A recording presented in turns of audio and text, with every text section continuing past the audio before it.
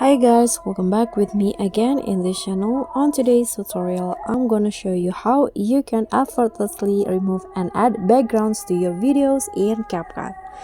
So in CapCut, you can easily remove the background of the video by clicking on the video and just go straight to cutout, and in here click on the remove background options.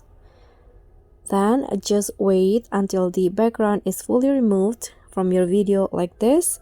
Click on the check icon, and to add the new background you need to click on the back options, back button on your phone, and find the canvas options in CapCut. Click on background,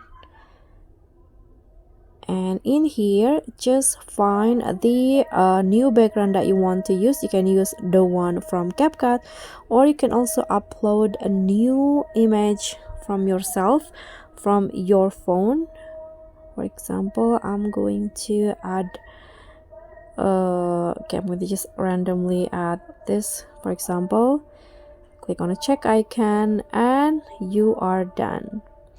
So that's all from me. Thank you guys so much for watching. Don't forget to like, comment, subscribe, and also click on the thanks button. Bye.